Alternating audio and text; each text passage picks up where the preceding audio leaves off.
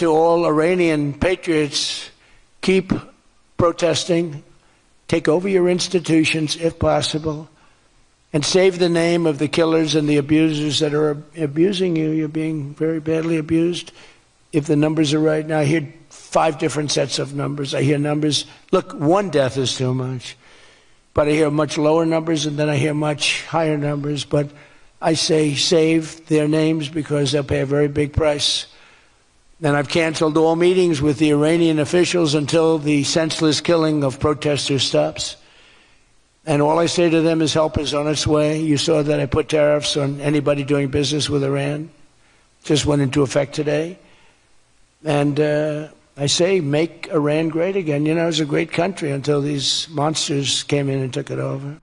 That was President Trump earlier today during a speech he gave in Detroit. Now, President Trump has warned Iran multiple times, don't shoot the protesters, don't take lethal action against them, or else I'm going to strike you, and I'm going to strike you very hard. And unfortunately, the regime has not listened to President Trump. It is clear that there is a massacre going on in Iran right now, and the question is, how large? So as he referenced there during his speech, the numbers are just all over the place, and it's really hard to get an accurate pinpoint of what the actual number is. So according to the Associated Press, at least 2,000 dead in nationwide Iran protests, activists say. The source that the Associated Press cited is a US-based human rights organization founded in 2006, and since 2006 they've been following human rights violations all over the world. And specifically when it comes to Iran, they have never once been wrong when they've been reporting on the regime crackdowns. So this 2,000 number figure appears to be the baseline that is widely accepted. But unfortunately, hour by hour, more and more information is coming out,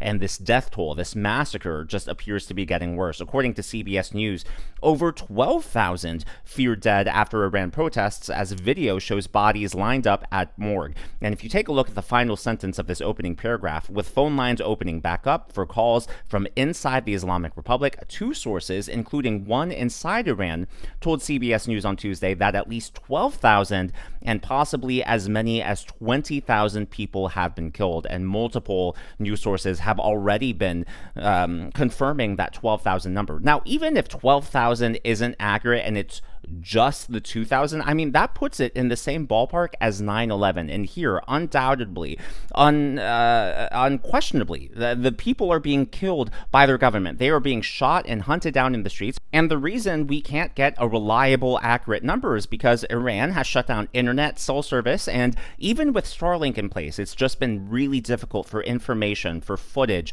to come out of the country. Despite all of that, though, there have been leaks from Iran. This is how I was able to get this screenshot. Obviously, I'm not going to show the video because it's just horrific, but this is an Iranian soldier on top of a vehicle with a machine gun, and he's just shooting openly at protesters. And look, according to the New York Post, chilling video captures 6 straight minutes of shooting, screaming during Iran protests. I did end up seeing that video, and because of all the footage I've seen, not just of the shootings, but of the morgues and the streets just lined up with bodies, I personally am on the camp that it's probably 12,000, 20,000, if not even worse. I've been following a lot of Iranians who, you know, have fled and are being interviewed, and they're just saying it's a lot worse than the rest of the world knows. So I did reference Starlink here, and Elon Musk, according to CNN, has made Starlink internet service free all across the country. I know a lot of people don't like Elon, and it's really popular on the left side of the aisle, especially to bash billionaires, say that they're evil and all of that stuff. But who else? I mean, with just a decision, with just one single tweet or just a phone call to his engineers, Elon Musk, one man was able to provide internet to the entire country of Iran. And this is obviously making it easier for the protesters to organize, stay safe, as well as get information out of the country. This is footage from Iran of the Starlink satellites being positioned over the country.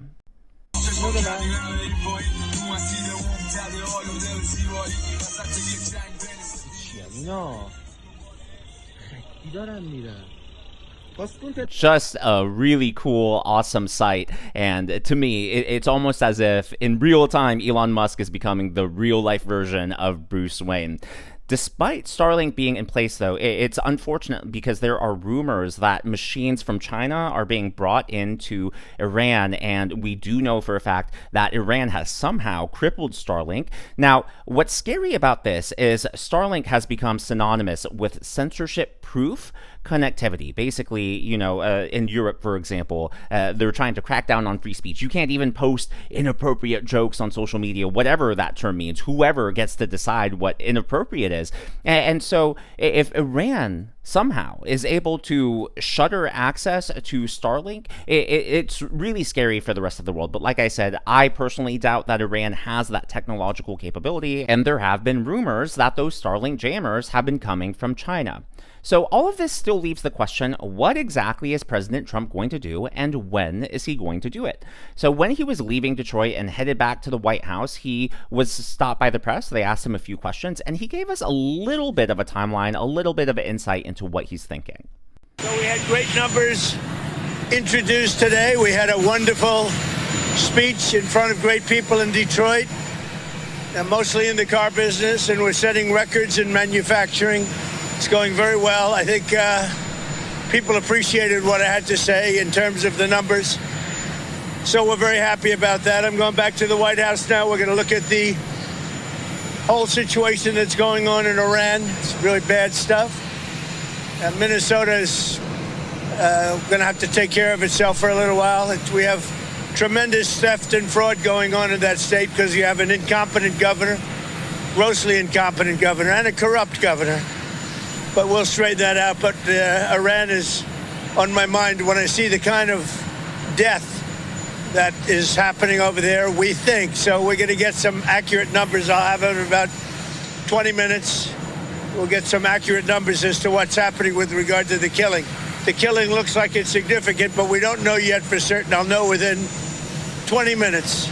So, on sanctuary cities, and we'll act accordingly. To me, the telltale sign that Trump is actually taking this seriously is what he said about Minnesota, that they're going to have to take care of themselves for a little while. To me, that indicates that he is going to put his focus, at least in the short term, on Iran and potential action, potential strikes against Iran.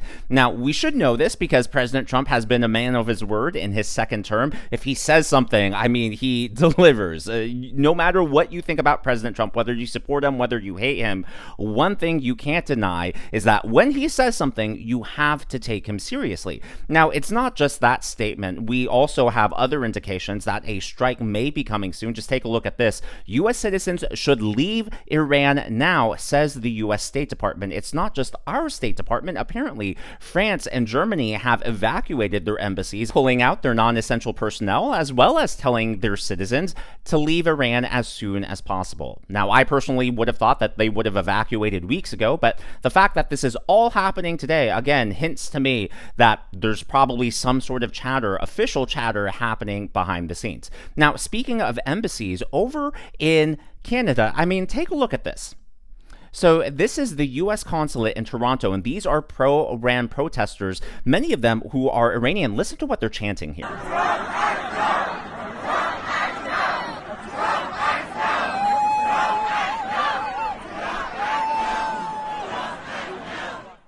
That's right, Iranian Canadians, Middle Eastern people chanting Trump Act Now, Trump Act Now. I never would have thought I would have seen this in my lifetime. Like I've referenced many times on the channel, I grew up, like my formative political years were in the height of the Iraq and Afghanistan wars, and I still remember those protests, not just across the country, but around the world, and it seemed like everyone was against the U.S. getting involved in the Middle East, and so to see Iranians, to see people, not just in the U.S., but around the globe, flocking, because it's not just the U.S. consulate in Toronto. It's basically all these consulates all over the world. Crowds were showing up and really imploring President Trump to take actions. But like I said earlier, that still leaves the question, what exactly is President Trump going to do? So according to the Daily Mail, Trump's Iran hit list, President Trump has been given a map of 50 targets as the U.S. threatened strikes amid soaring death toll. So we do know that they're talking about that. Now, it's just funny to see how different sources have their different biases, because the Daily Mail, based in the United Kingdom, saying President Trump has at least 50 options. Well, here's what Politico is reporting. Trump says he has many military options on Iran. He doesn't. Many of the troops and ships once at the president's disposal have shifted to the Caribbean. And basically, they spend the entire article bashing President Trump's actions in Venezuela and his eye on Cuba, and basically saying that because of that, President Trump can't possibly take action in Iran, as if multitasking is impossible, or as if airplanes and stealth bombers don't exist. None of that just makes sense to me. Now, President Trump was again asked by CBS to give more details, and I thought this clip was really illuminating. But before we get to that, I would like to thank the members of today's Governors Club. They are Super Romer, Patricia Dixon, Corporal Clegg, and Philly B99. These are people who give tips and super thanks to the channel. I appreciate you, and I'm glad that you enjoyed. But this was President Trump being asked specifically about his actions in Iran. Now we're hearing that they're going to start hanging protesters tomorrow. So it comes back to the question, have they crossed your red line, or has the line moved? I haven't heard about the hanging. If they hang them, you're going to see some things that I don't know what where you come from and what your thought process is, but you'll perhaps be very happy. What do you mean by that? We will take very strong action. If they do such a thing, we will take very strong action. And this strong action you're talking about, what's the end game? The end game is to win. I like winning. How do you define that in Iran? Well, let's define it in Venezuela. Let's define it with al-Baghdadi. He was wiped out. Let's define it with Soleimani. And let's define it in Iran, where he wiped out their Iran nuclear threat in a period of about 15 minutes once the B-2s got there. And that was a complete obliteration, as it turns out, which is what I said initially. Then some questioned it, and they said, Trump was right. So we've been right about everything. We don't want to see what's happening in Iran happen.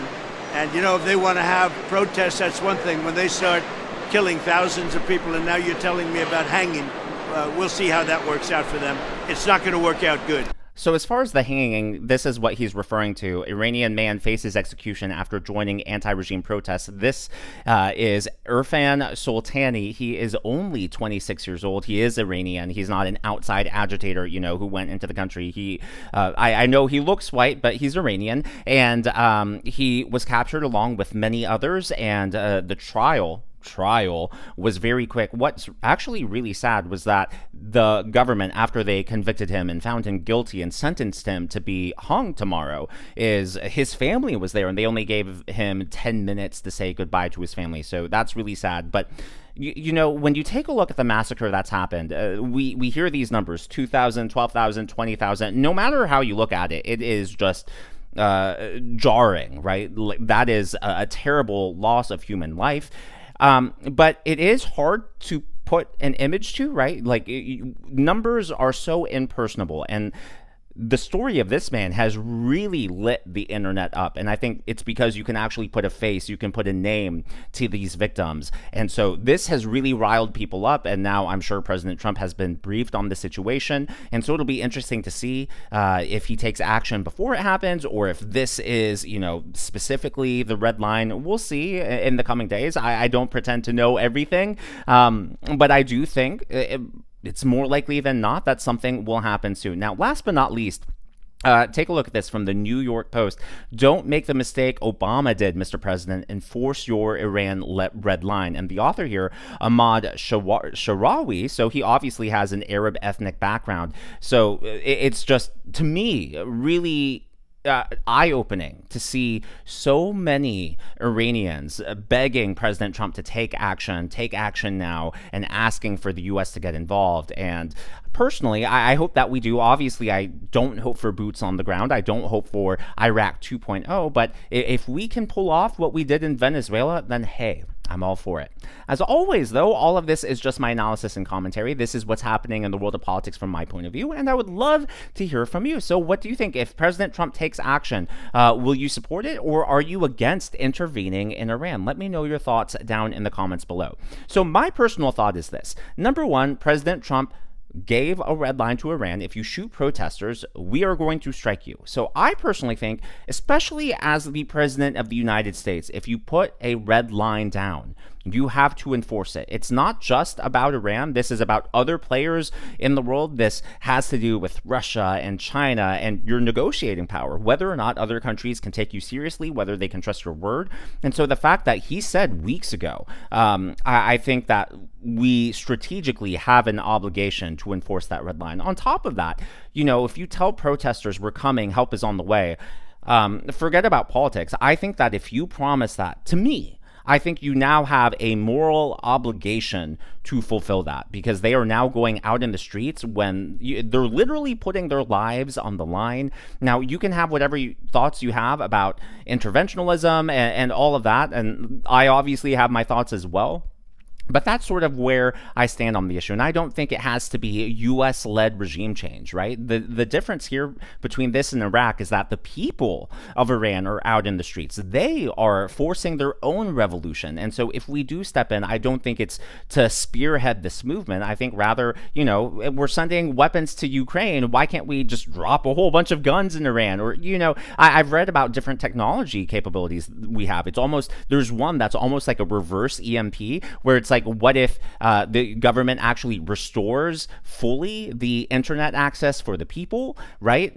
So basically all the Starlink jammers and whatever cell service jammers the Iranian government has, they don't work anymore. And then what if, while we restore access to the people, we cut off communications for the government? And like, I think there are so many different ideas and options, then obviously the list of 50 different targets. I just think there's so much on the table here. And so for me, I hope that President Trump, hey, you put down a red line. I think we have to enforce it. But as always, just my opinion. If you disagree, that's okay. Let me know your thoughts down in the comments below. Free speech and all thoughts and viewpoints are welcome here. So just share them down in the comments. If you haven't already, please be sure to leave me a thumbs up. I know it's a simple thing to ask for, but it really does help me reach more viewers like you in the algorithm. Be sure to smash that subscribe button and to check out one of these videos.